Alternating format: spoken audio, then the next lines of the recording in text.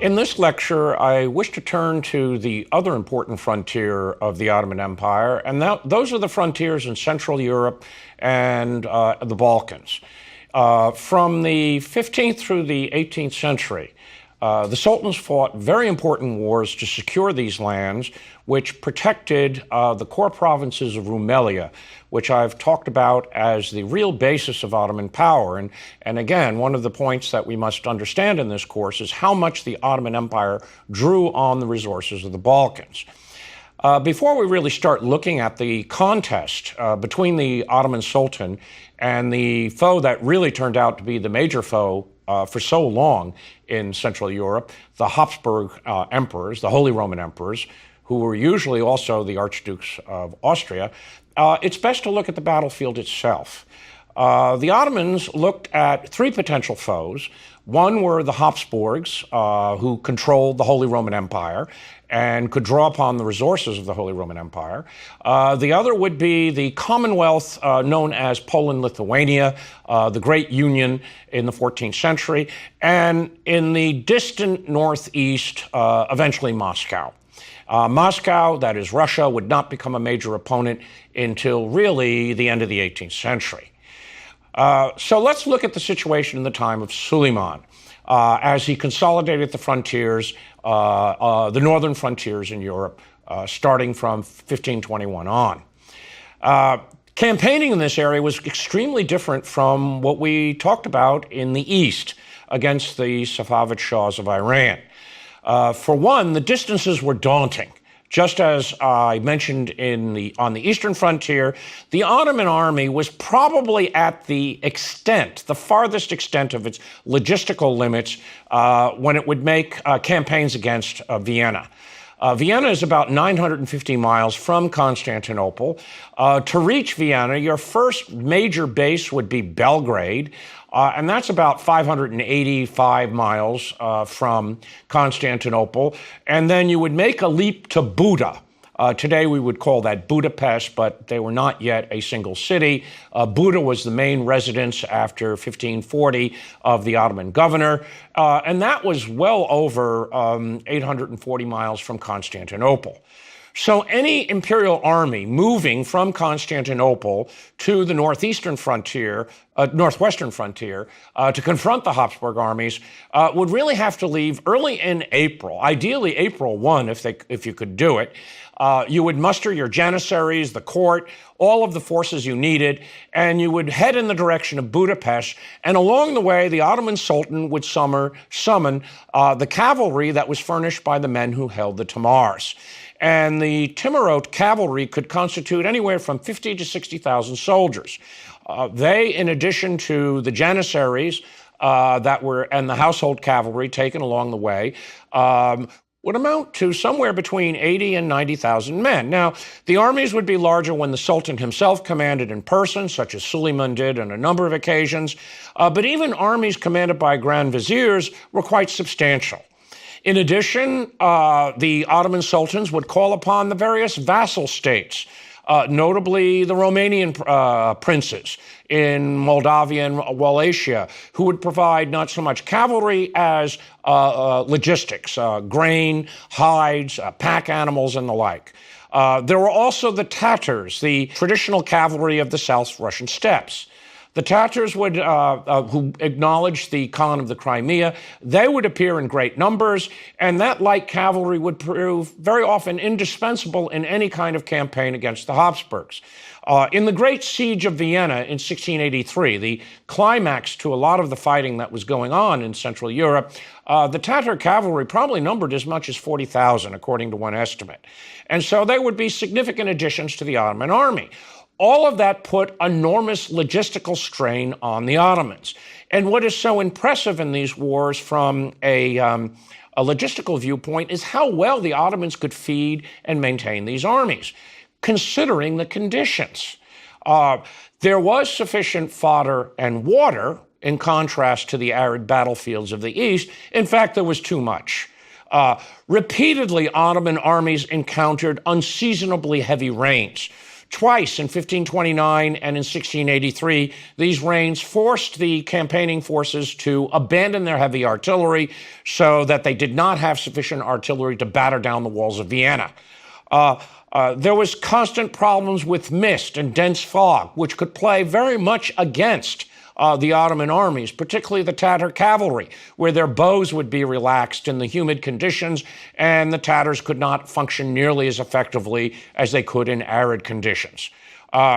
There were invariably supply problems because essentially there's only one route from Constantinople to Buda. It's the old Roman highway, and that highway had to be maintained, and it involved enormous amounts of pack animals to move supplies and equipment to sustain the armies that would be fighting against the Habsburgs. So throughout these wars, the battlefield posed some very, very important limitations. It is remarkable how well the Ottoman sultans and their grand viziers rose to the challenge. And these expeditions were major undertakings. Now, it's also important, as I stressed, that probably the northwestern frontier was not on par with the frontier in the east, where you confronted the Shahs of Iran, who were the ideological foes of the Ottoman state.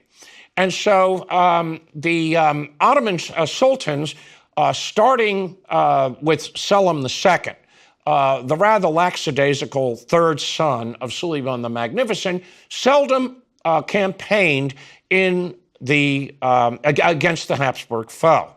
One of the exceptions was Mehmet III. He took the field in 1595 during the so-called Long War, which raged from 1591 to 1606.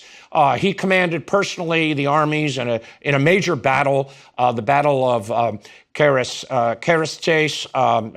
Main fighting was in October 23rd, 24th of 1596, and the Sultan himself didn't do particularly well. He panicked on the final day of battle and actually fled the field. It was his Grand Vizier who rallied the forces and actually won a significant victory. And no Sultan would campaign again against the Habsburgs really until just over 100 years later, when Mustafa II made the mistake of fighting Prince Eugene of Savoy of the Battle of Zenta and suffered a crushing defeat. On the other hand, these wars were ideologically important, and the sultans put great efforts into maintaining the forces that would march against the Habsburg foe. And as I said, they're largely restricted along that single route running from Constantinople, Edirne, Sofia, Belgrade, up to Buda, with Vienna as the ultimate objective. There was one other frontier that initially was not as important, and that was a route that ran directly north from Constantinople into the Dobruja. That is into the delta area of the Danube. And that was important because it linked the Ottoman state with their very important allies, the Tatars of the Crimea, which really involved much of the southern steppes, the so-called Pontic-Caspian steppes of southern Russia, where those very, very important allies were located. And on several occasions, starting in 1621, other operations in 1672, the Sultan would have to campaign in these regions in order to support his allies who clashed with the Cossacks, either as the allies of the Polish-Lithuanian Commonwealth or later the Russian Tsars. And there were a series of fortresses along the shores of the Black Sea, the northwestern shores of the Black Sea, Kilia, Ackerman, and Bendar, that were absolutely crucial garrisons, technically in the Principality of Moldavia, but really under direct Ottoman rule. And that was the other important frontier and highway system that had to be maintained. So even in dealing with the northwestern frontier, there are essentially two frontiers. One looking directly northwest toward the Habsburgs, and the other one looking directly north that eventually would become the crucial frontier in the 18th century when Russia emerged as the major foe. In fact, the mortal enemy that came close to doing in the Ottoman Empire entirely. Well, that's the battlefield situation. Well, what about the opposing forces, especially in the 16th century? The Ottoman sultans, starting with Suleiman I, had defeated the ancestral foe, the Hungarians. At the Battle of Mohacs on August 29th of 1526, Suleiman won his greatest victory in his career and essentially smashed the ancestral foe. King Louis II fell fighting. 14,000 Hungarians were left on the battlefield. Suleiman himself was probably stunned by the success of his victory. It was really beyond all expectations. The Hungarians had been the mortal foes, well, at least in 1396 when they launched the first serious crusade to try to overthrow the Ottoman state. And now Hungary was essentially removed from the political map. Suleiman and his army quickly occupied Buda, and in September of 1526, he made arrangements. The first arrangement was to nominate a ruler by the name of John Sapola, who was a leading Hungarian nobleman with large numbers of states in the eastern portions of Hungary, which we call Transylvania, as the king of Hungary. He was to rule as a vassal, and Hungary was actually to be seen as a vassal state on par with Wallachia and Moldavia. That is, the same arrangements would be given to the local population. They would rule under their princes, and they would pay tribute to the Porte, probably various foodstuffs, military assistance when required. And there was some reciprocity here where there would be the usual prohibitions that there would be freedom of religion, as well as a prohibition on the settlement of Muslims in the Hungarian kingdom. And Suleiman would have been quite content with this arrangement, leaving Hungary in the hands of a vassal Christian ruler so that he could concentrate against the Iranian foe. Unfortunately, it didn't quite work out that way. And the result was Suleiman and his successors would end up confronting a very, very dangerous foe in the Habsburg rulers. Because the battle in 1526 didn't settle the Hungarian succession, actually complicated it. The Hungarian Diet, or parliament, of the various nobility, and it was an extremely complicated diet consisting of three different quote-unquote nations, two of which were Hungarian-speaking and the third was German-speaking. These groups had an alternate candidate for the King of Hungary. And it turned out that he was Ferdinand of Austria, a Habsburg ruler in Vienna who was married to the sister of Louis II. Her name was Anna. And he had the closest dynastic claim to Hungary, as well as to Bohemia and the various lands that had been ruled by Louis II, and he had every intention of making his rule stick. Furthermore, Ferdinand was the younger brother of Charles V, the King of Spain, and in 1530, the Holy Roman Emperor, who was heir to the greatest empire in Europe since Charlemagne. And above all, Charles V could draw not only on the resources of Spain, but also of the great Spanish overseas empire, as conquistadors overthrew the Aztec and Inca empires, which would furnish limitless amounts of silver and gold to fund the wars in Europe. And so, quite unexpectedly, Suleiman, because of these strange dynastic connections, did not secure his borders, but actually confronted an imperial foe with similar universal pretensions and with resources to wage war on a large scale.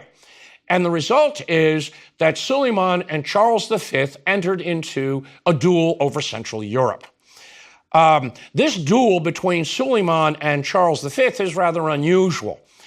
In many ways, Charles designated the European frontier, that is the land frontier in Hungary, to his brother, Ferdinand, who would contest Suleiman repeatedly for control of Hungary.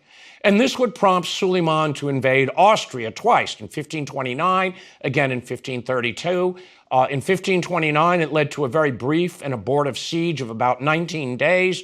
that had to be raised because it was late in the year. He didn't have, Suleiman lacked sufficient artillery. It also led to an attempt in 1532 and again in 1566, where Suleiman actually died just before storming a very, very important fortress on the way to Vienna, and that essentially ended the expedition right there. He died probably on September 7th of 1566, and that fortress, Sigetvar, was taken actually the next day, and they suppressed the Sultan's death and actually had a body double impersonate Suleiman as the army returned to Constantinople to proclaim a victory.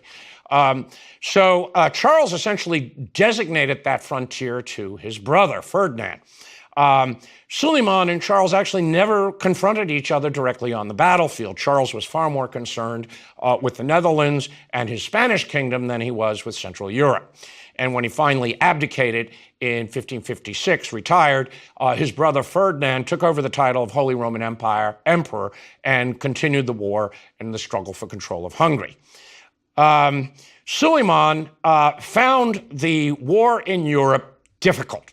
He could never spend more than at most 7 or 8 months waging a war against the Habsburgs because he had to be back at his capital. He also would repeatedly face threats from Iran, which clearly took priority. And so in his numerous campaigns in Europe, they were always cut short. Repeatedly, he would have to arrange truces with Ferdinand as to the fighting. 2 significant points come out of the competition between Sultan and Emperor over Central Europe. First, these treaties were always truces that stipulated a certain amount of time. It could be 20 years or 5-year truces, armistices in effect, as the 2 sides regrouped, dealt with other concerns, and prepared for the next phase, the next struggle. Another important point is both sides claimed a Roman legacy.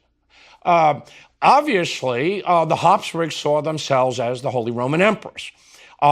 They were the embodiment of the Counter-Reformation, and they would advance the Counter-Reformation, especially against heretics in Germany, the Lutherans. And later, Charles V became involved in fighting his Calvinist subjects in the Netherlands. Suleiman, likewise, was the head of Sunni Islam, and he waged far more savage and important wars against the quote-unquote Shiite heretics in the East, just as Charles V was waging his wars against the Protestant heretics in Northern Europe. And so both rulers felt far more committed to fighting the heresies within their own religious system than the opposing Muslim or Christian rival. The Holy Roman Emperors laid claim to the defense of Rome, and therefore they could operate in tandem with His Holiness. And on various occasions, popes would declare that what was originally a border war against the Ottomans was now the war of a Holy League, in effect, a crusade.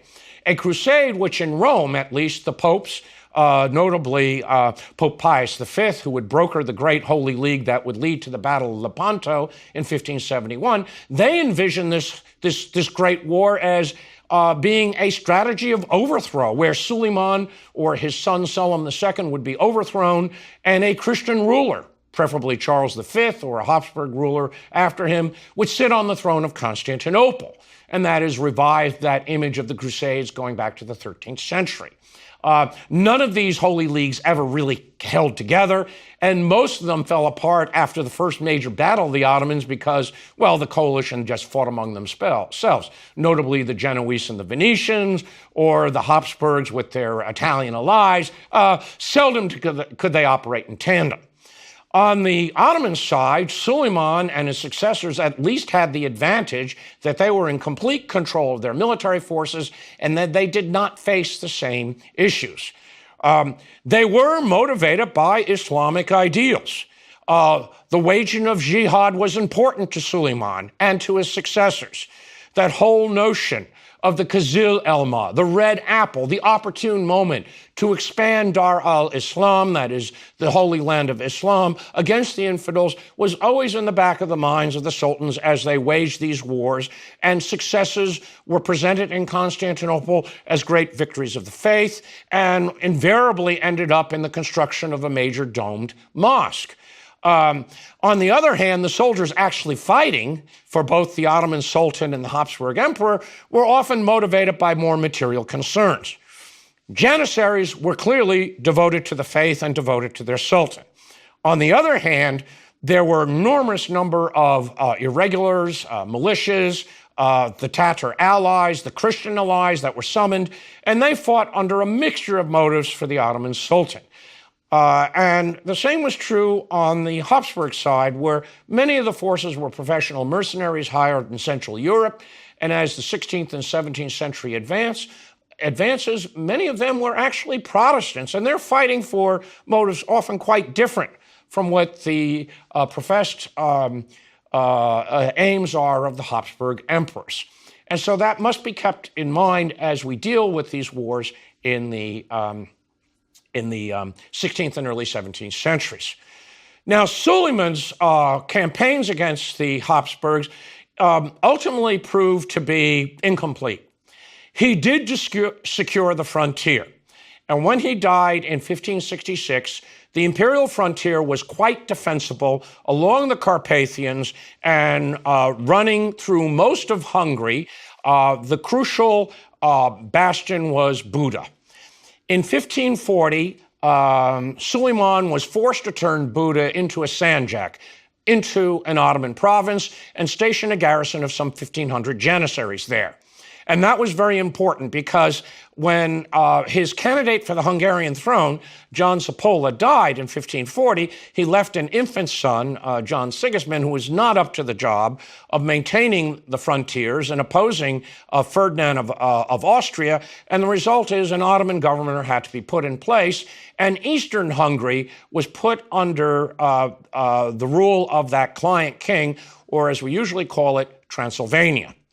In the course of the border fighting in the reign of Suleiman and his abortive campaigns, in 1552, Suleiman had to make an important concession. He recognized Ferdinand as the king of Hungary. Now, at the time, what Ferdinand controlled is essentially called Royal Hungary.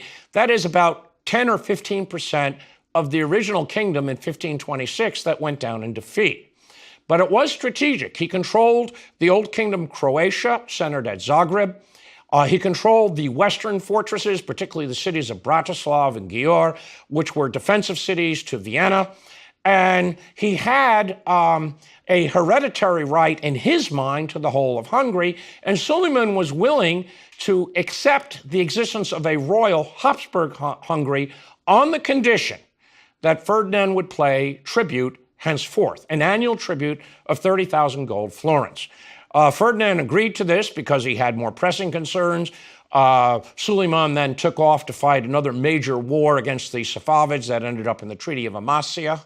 And that important provision would influence the next generation of sultans who inherited this frontier from Suleiman.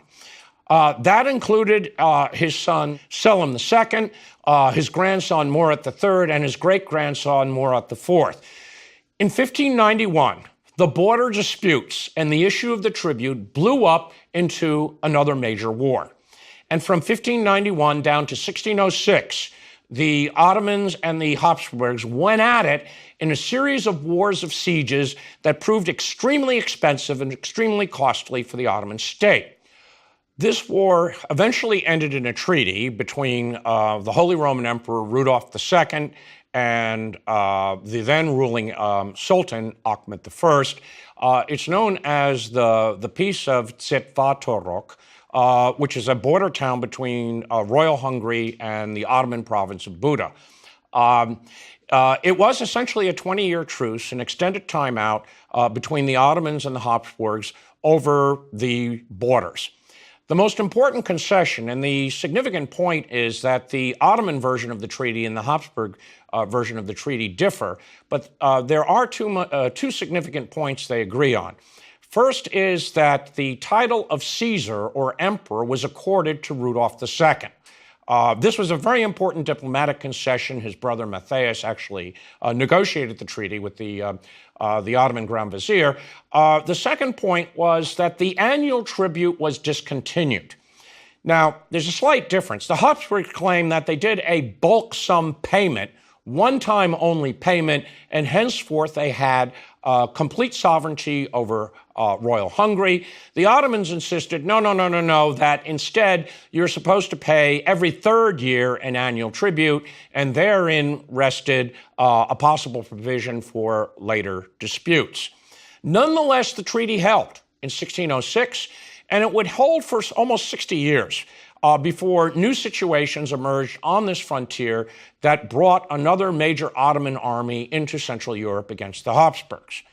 The result was that throughout much of the first half of the 17th century, there was essentially formal peace between the Ottoman and the Habsburg emperors. And that had important consequences for the development of the Ottoman Balkan provinces. The Ottomans and the Habsburgs both had to develop border forces to defend this long frontier that ran through Central Europe. These included very important positions in what is now Croatia, as well as in Royal Hungary, and also in Transylvania. Much of the period from 1606 to 1663 was characterized by constant raiding between these various border groups. The Habsburgs turned to Croatians, Slavic speakers who were Catholic Christians, who had had a tradition of an independent kingdom and were extremely loyal to the Habsburg house and had a long tradition of resisting the Ottomans. They also turned to the Hungarians in Royal Hungary, again, staunch Catholics who would support the Habsburg dynasty. On the other side of the border, the Ottomans mobilized their own local forces. These included Bosnians, or Bosniaks as we call them today. These were Muslims who held Tamars. Most of them were Slavic speakers, and they represented the old Bosnian aristocracy that had converted to Islam and had become part of the Timurid forces in the Balkans. It also included Turkmens that were settled in the Balkans, in Rumela, who did a lot of the fighting, and above all, the forces that were stationed in Buda. And the result was a series of desultory wars that saw the development of a very, very peculiar frontier society in Central Europe. There were actually certain rules. Much of the attacks were really to gather up slaves and booty. There were all sorts of arrangements for the exchange of prisoners, for the ransoming of captives, the sale of all sorts of booty. And the result was Central Europe, for almost 200 years, became this border zone between the two imperial orders, and you saw a great deal of defections and conversions on both sides of the frontier. Furthermore, the Ottomans rested very heavily on their Christian vassals. These included the princes of Transylvania, the Hungarian rulers, often with aspirations to become kings of Poland. It included the princes of Wallachia and Moldavia. And in these regions, the Ottoman rule had some very important long-term consequences that resulted in changes in religious and ethnic composition that still dictate the politics of this part of the world today. For instance, Transylvania, that is Ottoman Hungary, was a relatively tolerant place. And the result were Protestants and Lutherans penetrated in great numbers in what became Eastern Hungary or Transylvania. And the Reform religion was received by a considerable number of the members of the population. In addition, there was widespread emigration, in part encouraged by the Ottoman authorities to fill up vacant land as a result of all this fighting and desultory border wars. That included the crossing of the Carpathians by large numbers of Orthodox Romanians who came to constitute in time about 50% or more of the population of Transylvania. You had similar ethnic mixes along the Ottoman-Habsburg frontier. Many Serbians quit Ottoman territory and emigrated into Habsburg territory. That is, they went north of Belgrade. Areas that were traditionally Serbian in the 14th century, such as Kosovo, were filled up by Albanians, most of them Muslims, who were loyal to the Sultan. And so the ethnic and political mix of the Balkans that we encounter today, and which has become a major issue ever since the collapse of the Soviet Union in 1991, this ethnic composition goes back to the fighting between the Habsburgs and the Ottomans in the 16th and 17th century. And both monarchies utilized various populations to do their border wars and to fill up vacant lands in order to tax them. In the case of the Ottomans, they were remarkably successful. And though 19th century ideology and nationalism would see this period as one of an Ottoman occupation, actually the 17th century was a fairly prosperous period. It saw the recovery of population in much of the Balkans, and the Ottomans were allowed their Christian princes an enormous amount of autonomy. And in many ways, Ottoman rule, at least through the 17th and into really probably much of the 18th century, was not only tolerated, but was accepted by many of the Christian populations as an alternative to rule by Catholic emperors of the Habsburg dynasty.